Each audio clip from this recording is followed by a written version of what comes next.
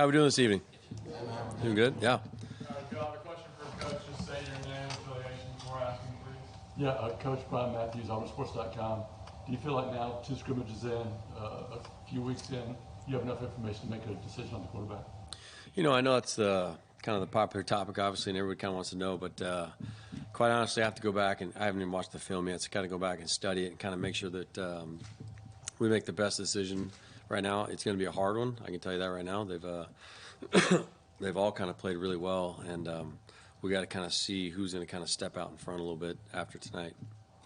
Lance Dahl, Auburn Daily coach, obviously a big topic is Ashford's mobility. We've heard a lot about him in terms of just expanding plays. But what do you see out of him in his passing and his accuracy, and is it to your liking?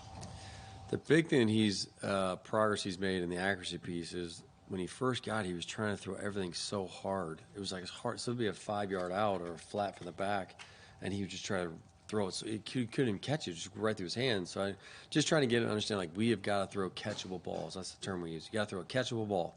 You got to make sure it's easy for him. And I think he's gotten a lot better over the last 2 or 3 weeks through camp, and he's really kind of understanding that. I think it's going to help him with his accuracy as well.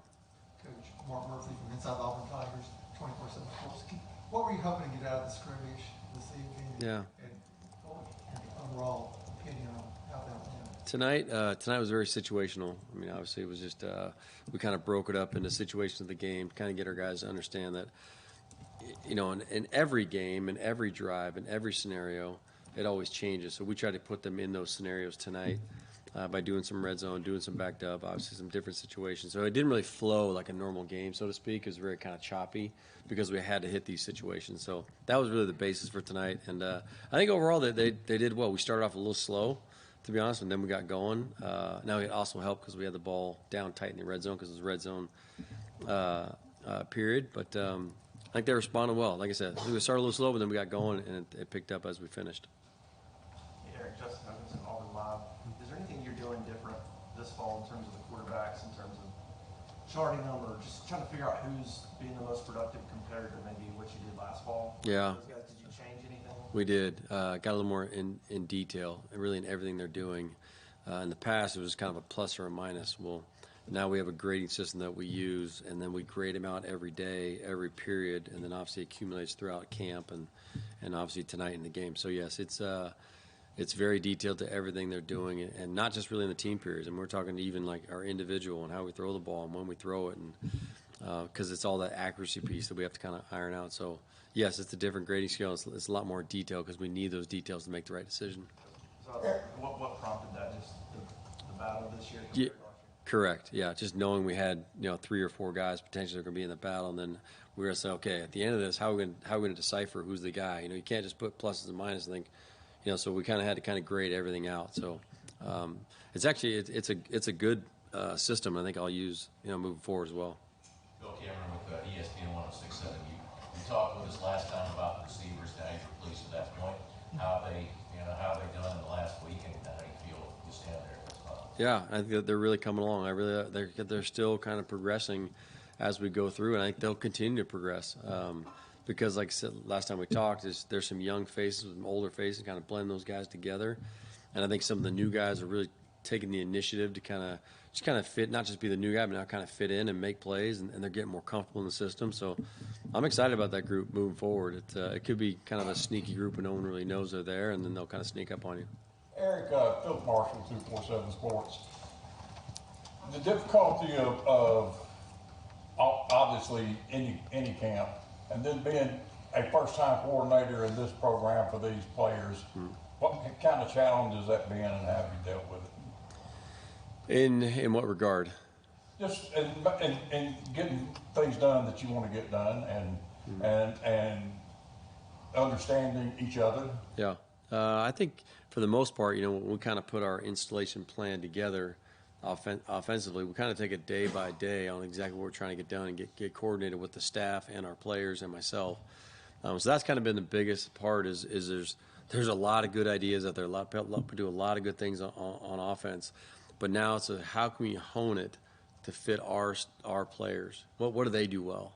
And that's what we really have to do kind of moving forward is find out that magical formula, whatever it is, in our playbook, and then pull those things out that, like whoever, like Robbie. Robbie can run, so we got to get him in a position where he can run and get on the perimeter and throw the ball as well. So that's kind of the magical piece that we're looking for right now is what's the best formula for us. I think we're getting close. I really do. I think we're getting closer, I should say, as we get into game prep.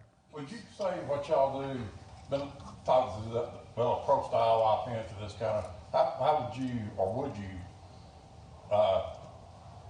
name your offensive scheme? Yeah, we have a pro style system that has some no huddle elements to it.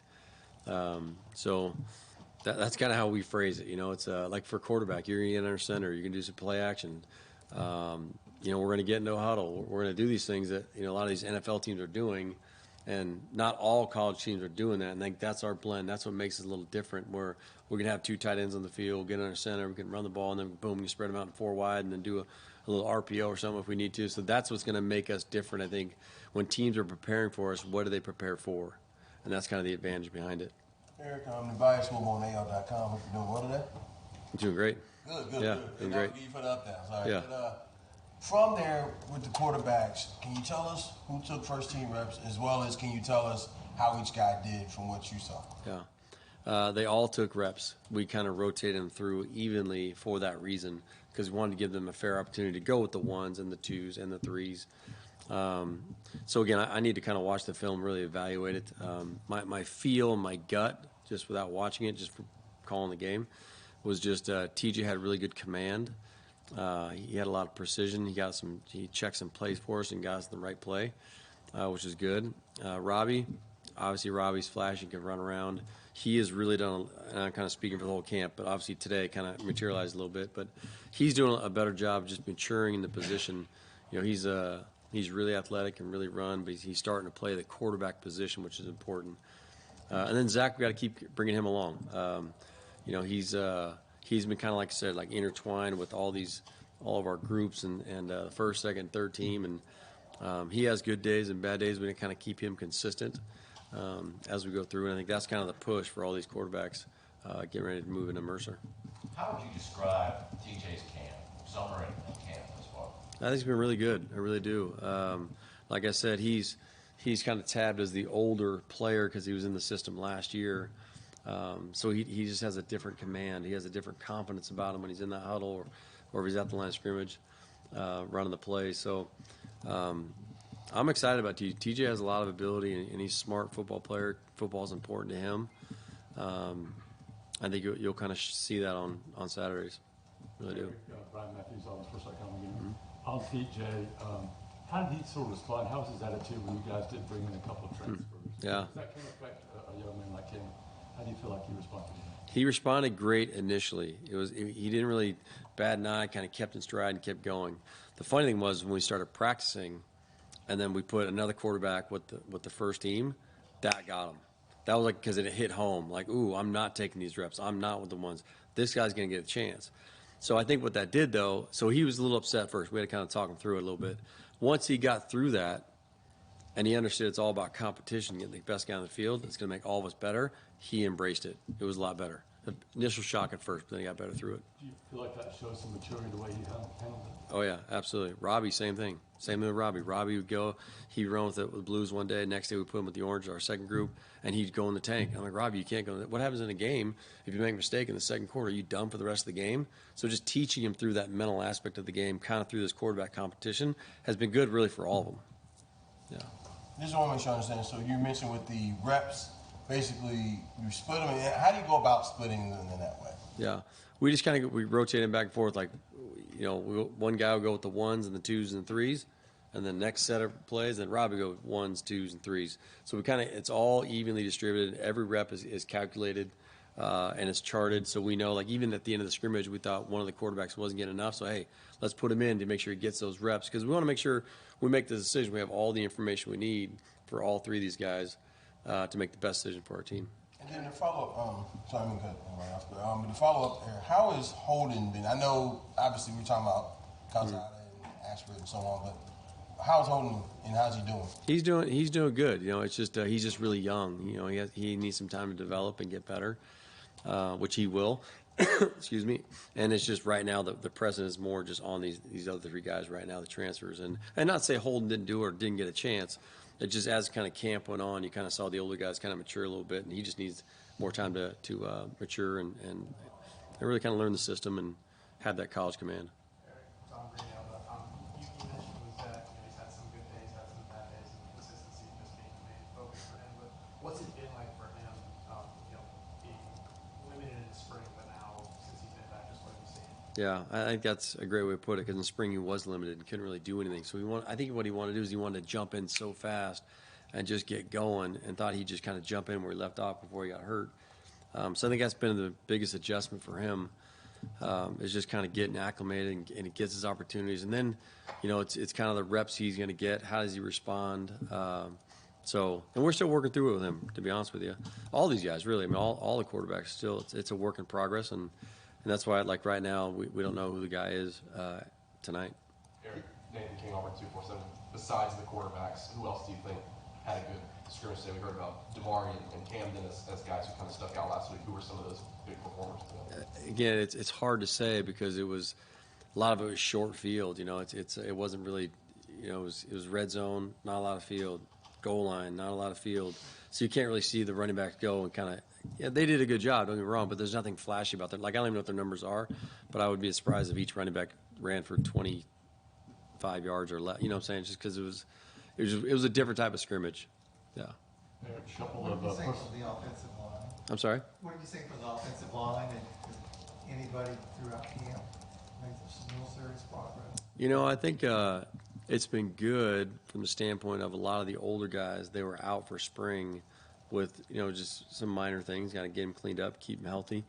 And then now they've come back, and you see their progress. Now, it was slow at first, to be honest with you. Now it's kind of picking up, and they're really kind of getting in their groove right now, which we need to kind of continue to do as we get, obviously, in the season. But they're all doing really good. They really are. I wouldn't really point out one particular player, so to speak. But it's a good unit right now, and we got to continue to build on that. And I say it all the time in the offense, it all starts with those guys. The guys up front, we're going to win and lose games off of those guys and how we protect the quarterback and how we block up front for the running backs. And that's a good thing. Everybody always wants to look at the quarterback, but it's only as good as those guys up front. And I think I'm very pleased with where they are right now. Coach Friend's done a great job, and we'll kind of continue that as we get closer to the first game. A couple of personnel questions. Was Tank able to go today, and who did you work at center? We had a few guys rotating through. Tank, he did not go, not because anything bad. It was just we wanted to get those other guys reps. Tank had a lot at the beginning, so we wanted to get the other two guys some more reps. And so there was nothing really wrong with Tank. It was just more of getting those other guys reps. They needed it. Damar's had a great camp. He's doing really good. Last scrimmage, he did a great job. We want to kind of build on that because we're going to need him. You need, in this league, as you guys know, game 8, 9, 10, you need 3 or 4 backs just because of the type of league we're in. And Tate Johnson, Brandon Counselor, guys who worked at center today? Yeah, we're kind of rotating all those through. Yeah, sorry, I didn't answer that question. Yeah, rotating all those guys through. And Tate's doing a good job. He really is. He's doing a great job. And then Brandon helps us get a little more size in there, which I think we'll need when we see some of these D-line we're going to see. They're doing good. Malcolm Johnson was mentioned about a week or two ago as having a good camp. Has he continued that? Is he stepping up, you feel like? He is. He's doing well. Like I said, I think he's the guy that can really run and get it out there, and we got to find creative ways to get him the ball, which I think Coach Hillier's done a great job with him. Really, that whole group developing him. But yeah, I'm looking for big things from him this year. Is there a possibility that Brahms can be back for the start of the season, or? Yeah, we're still working through it. Yeah, absolutely, he could be. Yep, you got it. All right, thanks, guys. Appreciate it.